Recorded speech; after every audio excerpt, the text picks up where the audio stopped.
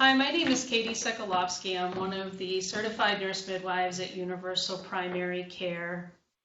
We have offices here in Olean, Cuba, Salamanca, Houghton, and Bradford. And we all provide very similar services amongst all of the offices.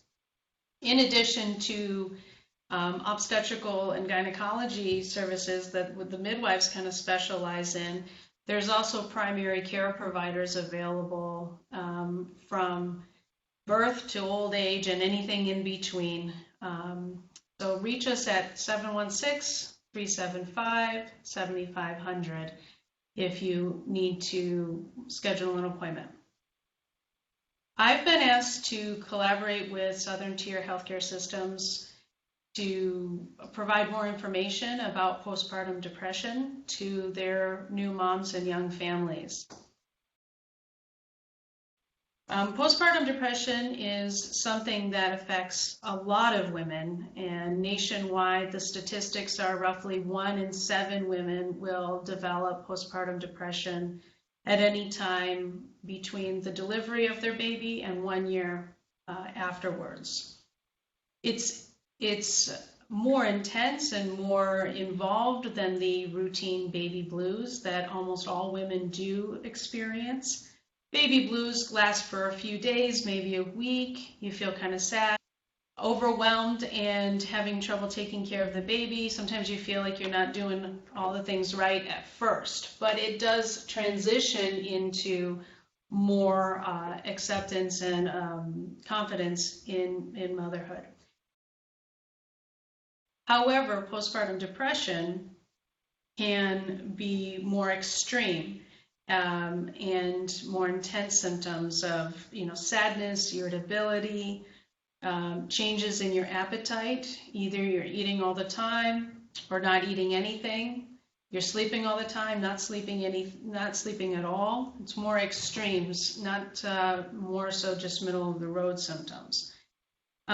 There is also some cases where there's a hypervigilance of the baby, where only the mom will take care of the baby and she will not allow anybody else to care for the baby.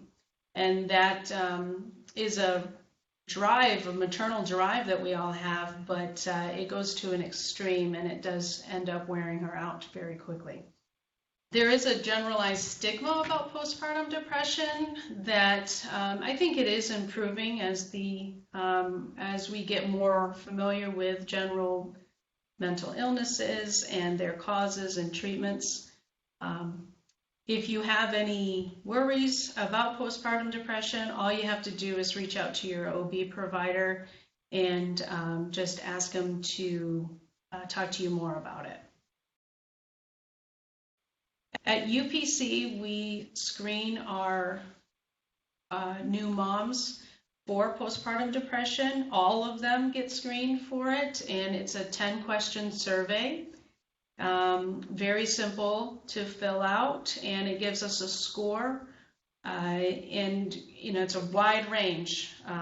There's a wide range between the mild level of symptoms, moderate, and then severe levels of symptoms. We screen all moms at 2 weeks postpartum and then at 6 weeks postpartum, but we can do it any time otherwise. We have ongoing support also available at UPC, where there is behavioral health specialists available for more talking through the emotional side of their symptoms, as well as treatment options. If there is a concern for postpartum depression, we approach it with several different strategies. The first one that we often review and encourage the woman to supplement more so is her self-care, getting enough sleep, eating well, having someone to speak with when they're feeling sad. Getting extra support around the house is essential to a new mom, especially if she is breastfeeding. that is a full-time job all by itself. And so the other folks that are living in the house or near her trying to support her can attend to the household needs, meal preparation, cooking, cleaning, shopping, so that she can focus on herself and baby primarily. Adequate nutrition, adequate socialization, and then making sure that the lines of communication are open with her and her provider are very essential. If there's a loved one who is noticing concerns of postpartum depression and the woman is not willing to reach out or doesn't notice them and doesn't want to take action, that loved one can always speak to their provider and let them know, and we can reach out to them too, to the patient. If self-care is not quite enough for women to start feeling better, then talk therapy is always the next step. Sometimes some coping strategies can be developed to help limit how severe the emotional symptoms and how they're bothering the lady. When we go to medications, there are just a few that we start with, and they're pretty mild.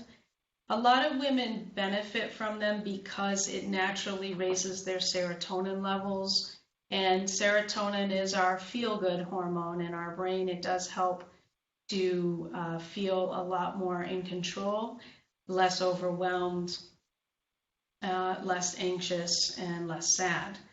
And so those medications, if they do get started, they often start to work after about 4 weeks of taking them. And we encourage people to continue them for about 6 months before thinking about getting off of them. So that first 4 weeks before the medications are are effective, it is very important to have these other treatment options at play. The self-care and talk therapy are essential. In regards to medications and breastfeeding, that is a very common question.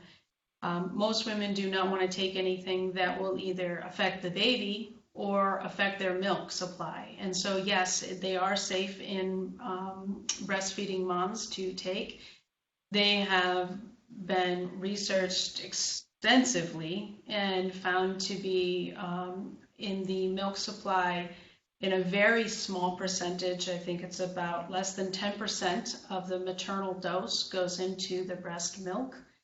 And then as in regards to how it affects the baby is also very, very, very low effects on baby. And so most pediatricians recognize that a mother who has mental well-being is much more beneficial to the well-being of the baby than the concern of some harm from a medication that the mom could be taking. So I believe the national recommendations to professionals are to treat depression adequately and with all the various therapies available. That often leads to the best outcomes. So I thank you all for your attention and concern for postpartum depression and the well-being of our new moms in our community. I encourage you to reach out to the new moms provider if anybody has questions or more concerns about postpartum depression. At UPC, we can offer a wide range of therapies, and so you can always call us at 716-375-7500 and set up an appointment.